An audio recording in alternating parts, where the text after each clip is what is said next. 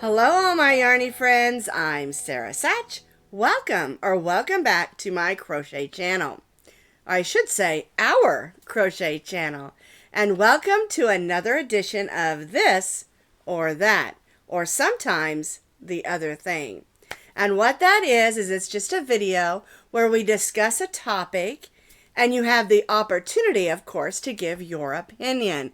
And you can comment down in that comment section underneath this video. And remember, as always, there are no wrong answers. All right? So today's topic is temperature blankets. I've gotten lots of questions about them. I do every year at the beginning of the new year. And I have tried to make some a couple of times.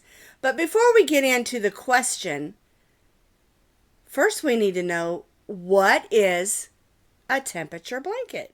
So a temperature blanket, let me just read right off my blog. A temperature blanket is a great project to start in January. The idea is to crochet a row or square for each day for the entire year. Well, where did they come up with the colors? And so you're going to have to make a chart, and I'll show you that in just a second. And how you do these colors is determined by the daily temperature.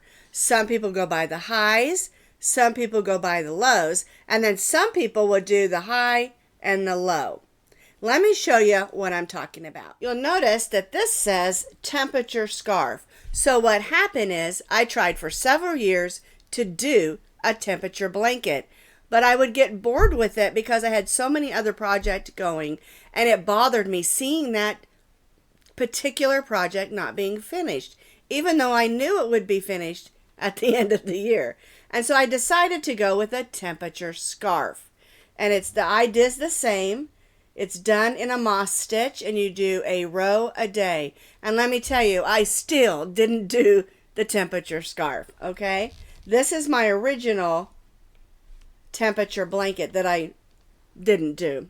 All right, so let me go up here. And also, the link to this, I'm going to put that underneath the video that we're doing today. So if you want to go and look and see what I did, and on your own computer or phone or whatever, I'll put that link so you can click on it and have that information, okay? All right, so this is what I did. I chose colors, and I used all Red Heart Love at the time. And I believe this one, let me look at the date on here. The date was December 29th, 2016. So it's almost been 10 years since I did this, all right? And I chose a color for each of the temperatures. And you can see I've got 89 and above. These are all Fahrenheit. Then I've got 78 to 88, 62 to 77, and on down to 22. We were living in Colorado at the time, so we did get some nice cold weather, and it would have made a beautiful scarf. I just never finished it. But what I did is I chose a color for each of those temperatures, and you can go by the highs or the lows. It doesn't matter. It's whatever you want to do, okay? And of course, there is a video. You can see that right there. You can click on that, all right? And then here's the pattern for the moss stitch that I used. But I wanted you to see this particular picture, because this is what I did. I put all the colors in a bag, and there's my chart, and then all I had to do was grab it. And you know what? I still didn't finish it. And so that's basically how to make a temperature blanket in a nutshell. You can go online and get the dates. In other words, if you're making one for someone, maybe you want to do the year of their birth or the year you got married or something like that, or you're doing this just as a fun idea, you can go back online and get all the temperatures of a year's date. You can also do the year you're in. I used my phone and when I was trying to do them, and you can just follow along. And I would go ahead and look ahead and write it down in my book. But then as I was doing it, I would, check the date again. And again, you're assigning a color for each section of temperature. And that's why it's called a temperature blanket. And they really can be a lot of fun. It just drove me crazy looking over there and seeing an unfinished project. And I had so many other projects to do. Okay, so I got bored with it. Doing the same thing over and over and over again is really hard for me. I want to learn new stitches, new techniques, and do new things. Although you are changing colors, which is kind of fun. Also, I got kind of behind because I would set it aside to do like once a week. And then I would get so caught up in what I was doing in that week, crochet-wise, that a couple of weeks might go by. And then I'd sit there watching a movie trying to get caught up and you know, looking at my notes and checking all of that. And I couldn't stand the idea of it not being finished. Okay, and I was behind, and it was just a frustration for me. Okay, and I just because it's a year-long crochet-along, I guess because we're not, it's one thing to do a square a month or something a month that you just do and it's done, but just the idea of this being one project that wasn't finished, I don't know, I just did not find it enjoyable. Now, that doesn't mean that you won't.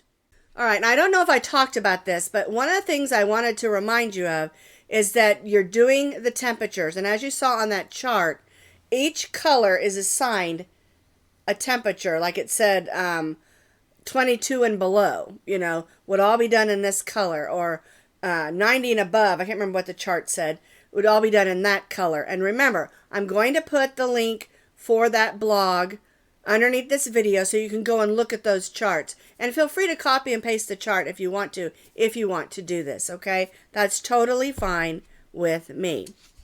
Okay, the one, I don't know if I covered this either, but it's a good idea to have just a tablet or a place to write this stuff down. That way you can look ahead on your app, on your phone, or on, you know, your computer, and write down what the temperatures are supposed to be. And you can kind of get in mind, you know, what yarns you need to use. And then, of course, go back and check and make sure, you know. And the truth is, it's your blanket. If you're off by a couple degrees, it's okay. All right, so here is the question for today. Now that you have an idea of what a temperature blanket or scarf, or anything for that matter, and how you make them. And again, you can use any stitch that you want. There are lots of different stitches online. You can Google that. Some people do squares. Some people do just moss stitch rows or single crochet rows. Some people do them at like a corner to corner single crochet. And I really like that idea because I really love corner to corner stuff. It's really pretty. Okay, now I am not going to be doing a temperature blanket this year. But if you did, or if you want to, you can always go back and start on January 1st, temperature-wise, and go back and look what the temperatures in your area were on those days. And again, you can use the highs or you can use the lows. All right, so here's our question for the day. Temperature blankets, yes or no? Would you do one? Have you done one? And how was your experience doing them? I'm really curious because my personality, the idea of leaving something undone just bothers me. But again, when you see the finished blanket or the finished scarf, they are really pretty. And I really encourage you to really go online and just look, you know, search or Google temperature blankets, and you can see all the beautiful ones that people have done and get you some really good ideas. All right, so if you're going to do a temperature blanket, get you a tablet or a notebook and keep track. Get you a chart, and you don't have to use the colors that I chose, but you can use that chart so you know, and set your yarns aside for that project. Okay, and then make sure you don't get too far behind, because those are things that, you know, if you get behind, if you forget, you know, those are things that get frustrating to me. But you're only doing a row a day, and so I really suggest don't do this really long, wide blanket. That's why I suggested a scarf, because a scarf is only so wide, right?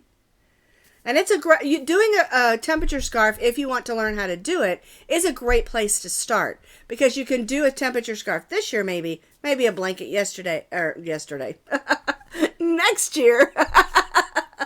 And then you're more familiar with it. All right. So I'm curious to know about your experience with doing temperature blankets or scarves or temperature anything. And so let me know. Remember, comment down in the notes, and I'll see you next week.